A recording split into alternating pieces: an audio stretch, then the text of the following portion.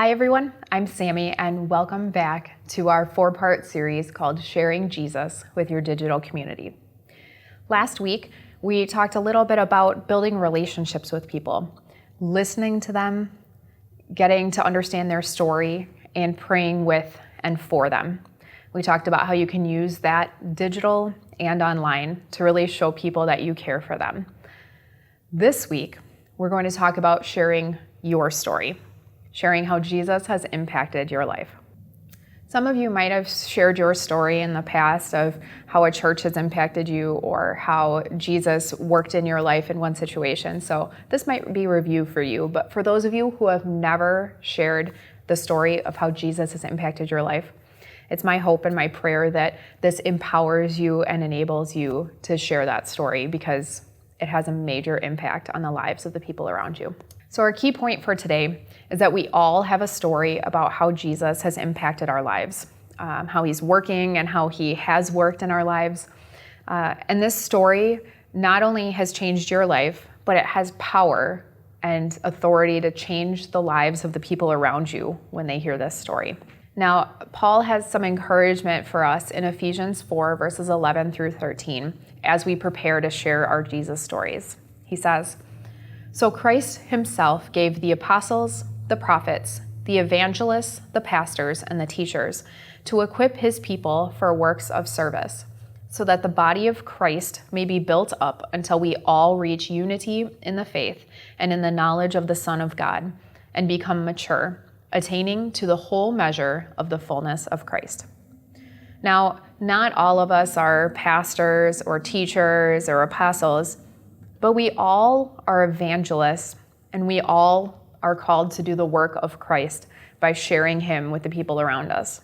So when you learn and share your story, you are working with Christ. One thing I want to remind you of or share with you is that often, especially if we love our church, like I love my church, we get caught up in sharing about how our church has impacted our lives, how we found community and how we've enjoyed our time at the church. And that's really good. And it's a really good way to invite people to get to know Christ. But if you're working to share your story of how Jesus has impacted you, you're not just talking about how the church, little c, your church, has impacted your life. You're really talking about the big C church, as in the church of Christ. So I want to encourage you as you think about your story to think about how Jesus has worked in your life, not just how your church has worked in your life. Stories matter. As far as history is recorded, we've heard of people telling each other stories. We have stories passed down for generations, and we've got a multi-billion-dollar industry in the television and movie industry of people telling stories. People relate to stories. They're impacted by stories. So that's why it's really important to identify, what's your story? How has Jesus worked in your life, or how is he working in your life right now?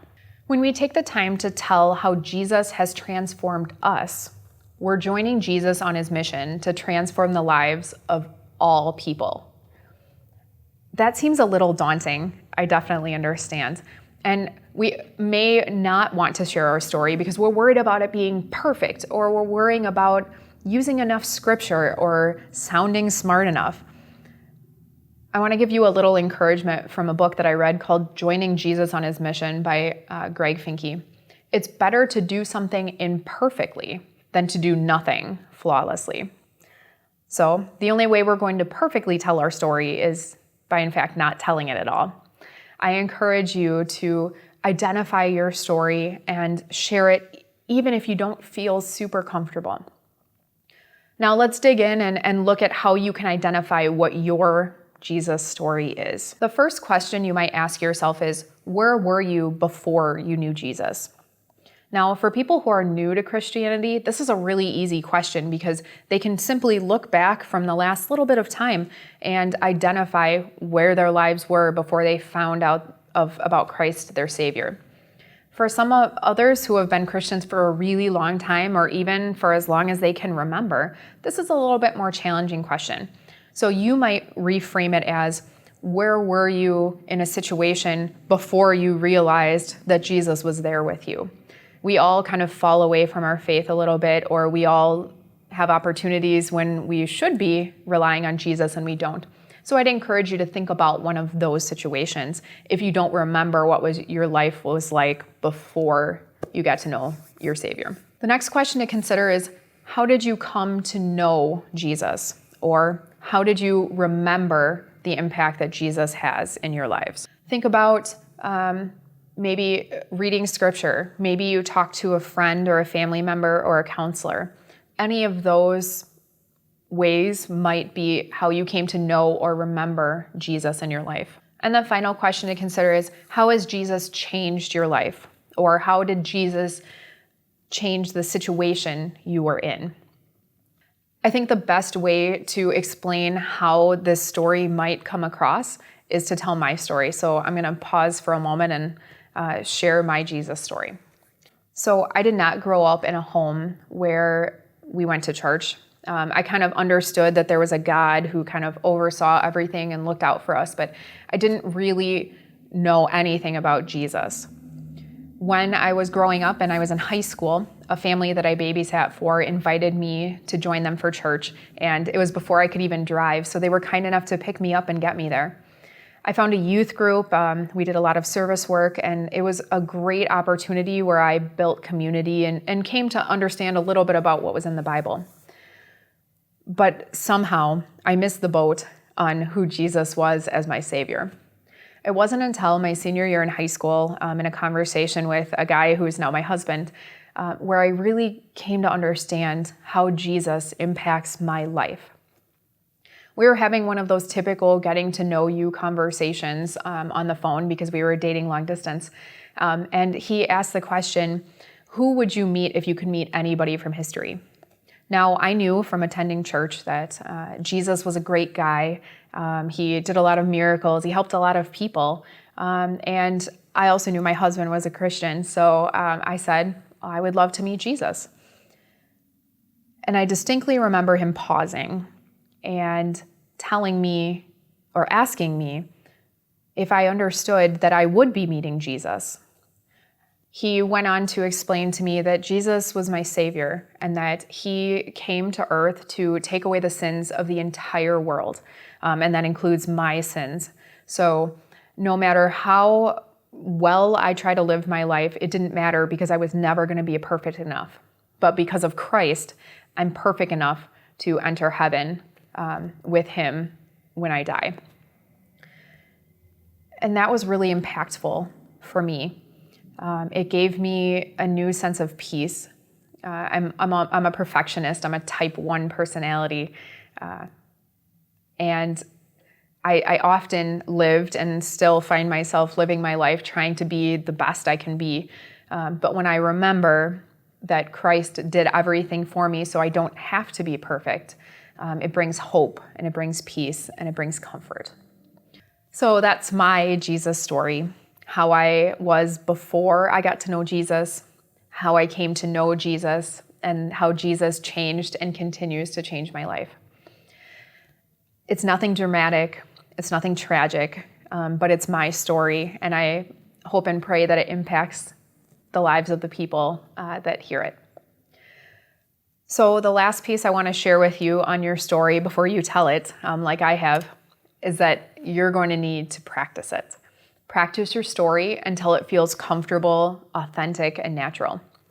I was a runner in college for Carthage, and we did a ton of training. Leading up to our seasons. We'd train 6 to 7 days a week, sometimes twice a day. We'd do repeats of a half mile, 3/4 of a mile, and we'd run them as fast as we could over and over again. And man, the first couple weeks of the season, I felt awful. My legs felt like jello. I was exhausted. But as the season went on, it got more comfortable. It got more natural. It got easier. It got faster. And that's exactly what's going to happen as you practice your story. The first 2 times, it's going to be awkward, but eventually it's going to be more comfortable and it's going to come out sounding more authentic and natural. I want to give you a little confidence and remind you that sharing your story isn't about you. It's about showing how Jesus works. So you don't need to feel self-conscious that your story isn't good enough or comfortable enough or dramatic enough. Trust that the Holy Spirit's going to work through your story to help people get to know Jesus. Sharing your story potentially opens up doors to continue conversations with people about their own relationships with Christ.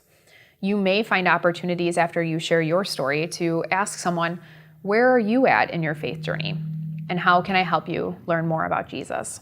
Sharing your story works really well one-on-one. When you're having a conversation with someone that you've already built a relationship with.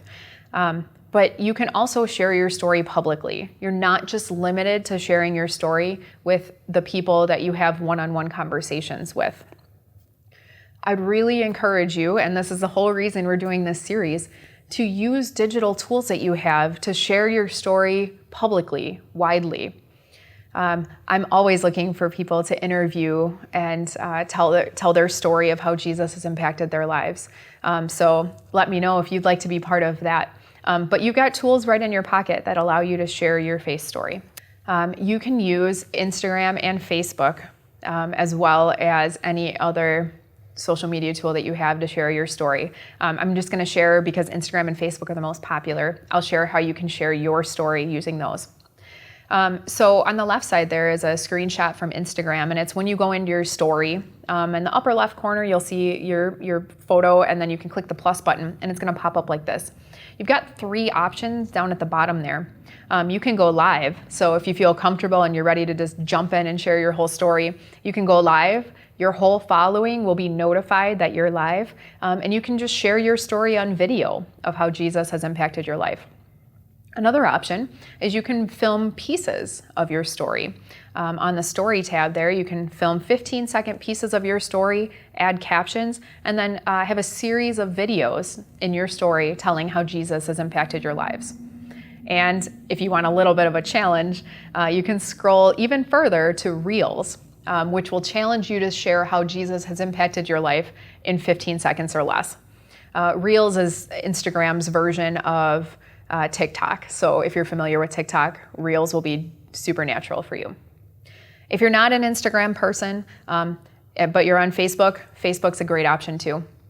You can create stories, as you can see kind of right in the middle of that screen there, telling your story. You've got a couple other options on posts too. On the top, you can update your status or add a post. You can click that live button, add a caption saying, "This is my Jesus story," and share your story just like you did on Instagram. You can add a photo and type out a long form post with your story, which you can also do on an Instagram post. And a new feature that Facebook has is to create a room. So you can see I've got a few friends when I took the screenshot who were on, indicated by the green. You can click create room and then click friends that are on, engage in a conversation with them, and share Jesus with them. So those are a couple of ways that you can share your story digitally. I'd always encourage you, if you feel more comfortable like in text instead of sharing a video, write an email. Share a blog post about how Jesus has impacted your life. Use a long form post on Facebook or Instagram to tell your whole story so people can read about it and learn about it. You've got lots of tools at your disposal to share Jesus with your digital community. And I'd encourage you to find a way this week to share your Jesus story. So to wrap up, at first, sharing your story is going to feel awkward. You're going to have to figure out what your story is and then how to share it in a way that's authentic and real. It's not all going to happen at once. It's not going to feel natural at once. It's going to look different for everybody. But my encouragement to you is to remember that your story is about Jesus. And as you share your story, realize that you are making an eternal impact in the lives of the people around you. Allow the Holy Spirit to use your story to change the lives of others through Christ. We'll see you next week as we continue this series, Sharing Jesus with your digital community, right here on Facebook or YouTube at 6:30 on Tuesday. See you then.